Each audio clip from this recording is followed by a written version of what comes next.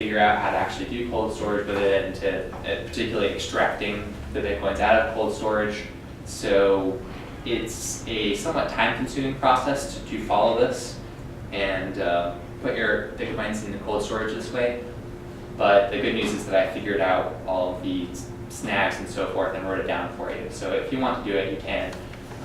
And I certainly welcome you to try out other types of cold storage, the paper wallets, and there's other things called brain wallets and other stuff. So do a little bit of research and just figure out what works for you. Since it's a somewhat time-consuming thing, I'm not going to go through all of the steps today, but I'm going to go through all of the ones I think that are worth showing today, and the rest of the stuff, if you have questions about it, let me know, and it's all there online as well. So do you have any questions before we jump into things? As a cold storage noob, how long would it take me to set one up? Using this process or just Yeah. It depends on how much work you have done beforehand. If you already have the BitcoinQT client installed, then you'll already have a portion of the blockchain downloaded. Blockchain is this public ledger of Bitcoin transactions. I see a lot of people nodding their head, so I know that a lot of you know it. But just when you send a Bitcoin from one address to another, that gets recorded in the blockchain, and that's how the whole network knows about the fact that this transaction took place, that it was valid, and so forth. And the BitcoinQT client right now, it has to download the whole big ass blockchain in order to work properly, and for you to send your Bitcoins to other addresses. And it's pretty beefy. It's around 12 to 13 gigs right now. And the Bitcoin client, the BitcoinQT client itself, is kind of slow at downloading on top of that.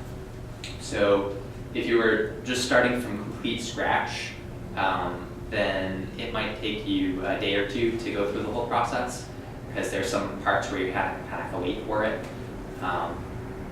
But if you already have part of the blockchain downloaded, then it might be faster. So it's not something that you'll be able to run home and do today, but you could at least get it started. So you recommend downloading the whole blockchain for cold storage? You have to in order to use BitcoinQT right now.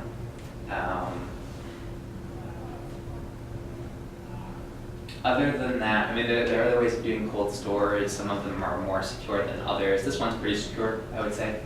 My friend Justice, he's a really smart guy, and could be a big name in Bitcoin, I think, but he hates the BitcoinQT client because of all the clunkiness involved with it.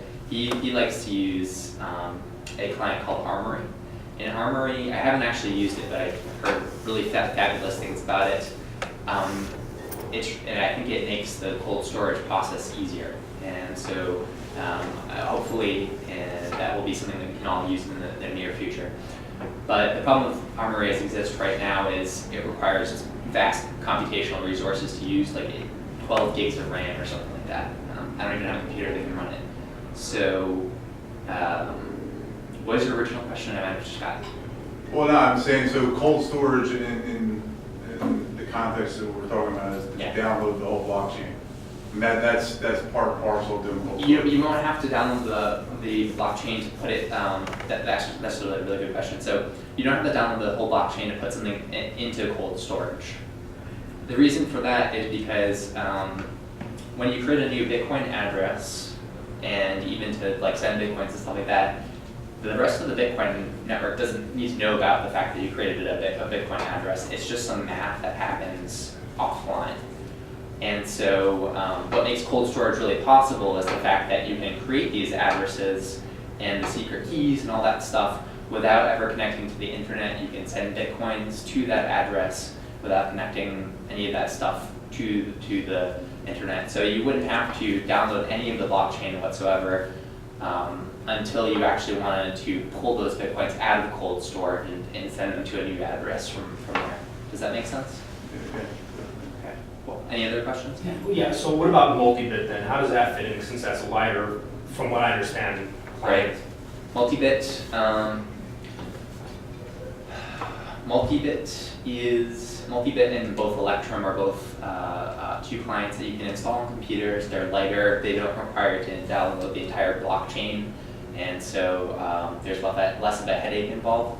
The problem with both multi-bit and Electrum right now is that if you want to do things securely and boot into Linux, which is what I'm going to recommend people do, then they have a bunch of software dependencies that are not included with Linux right off the bat. And the whole point of the cold storage thing is that you don't want to connect to the internet. So it's difficult to get those software dependencies actually onto the computer that's supposed to run multi-bit or Electrum. This is one of the things that I was suffering through when I was trying to figure out how to do this tutorial.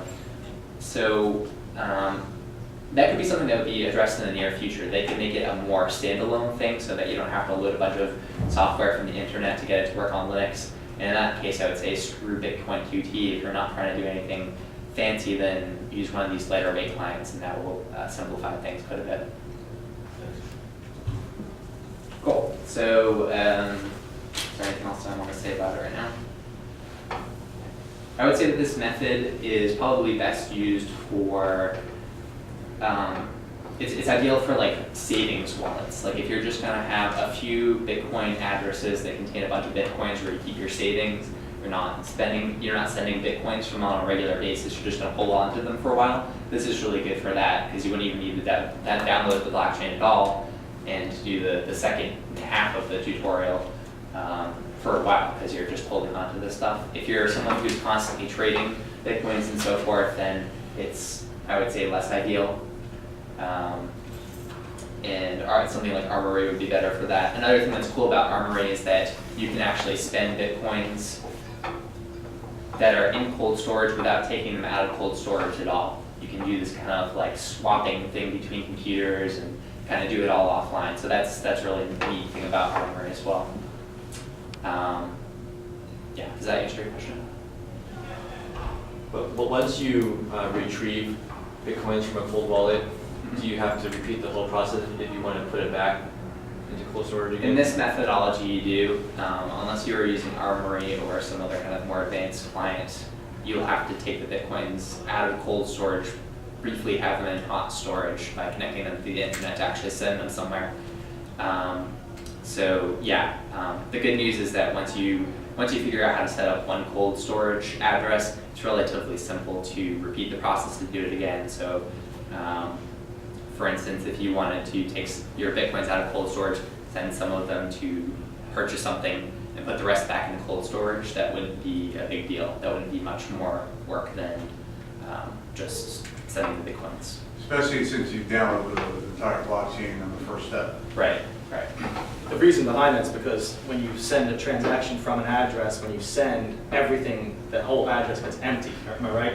The whole address gets emptied and a new one's created. And like basically, like it's like you give somebody a $20 bill to pay $1, and then they hand you $19 back instead of just taking $1 out and giving it to them. So like that's why it exposes your. That's basically why it's no longer safe in cold storage, right? Right, right. The moment that you're connecting to the internet, the secret private key that you used to authorize you to spend those Bitcoins has then been exposed to the internet, so it's not in cold storage any longer. So the two tutorials that I put up online, I've just broken into two parts. One is creating a cold storage address and sending some Bitcoins to it. The other one is actually taking them out of cold storage. So those are both online. I definitely recommend that with any cold storage solution that you first, when you pick a process for doing this, you try it out with a very small amount of Bitcoin, whatever the smallest amount is that you can get away with, to make sure that there are no screw-ups in the process, that you have it down pat.